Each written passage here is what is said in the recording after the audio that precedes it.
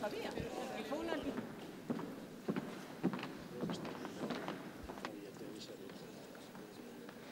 El 30 de marzo tiene un significado especial. Alguien tan conocido por todos ustedes como María Moliner, una aragonesa que rompió barreras accediendo a maestros y profesores que no cejan, madre de uno de los diccionarios más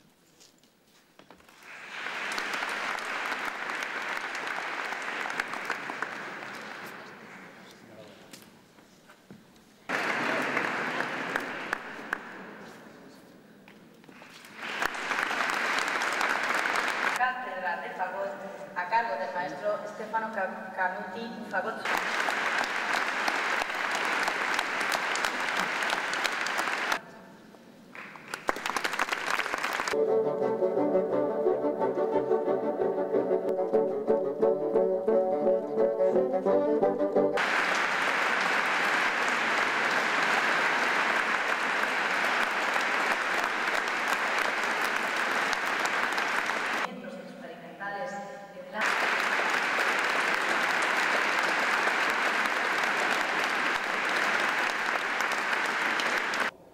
Los premios que hoy entregamos suponen el reconocimiento público a la labor de personas, a la labor de instituciones que se han destacado en el ámbito de la educación y en el ámbito de la innovación de la educación en Aragón.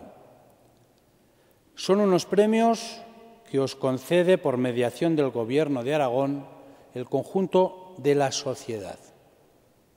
Una sociedad que os agradece vuestro esfuerzo y vuestro compromiso.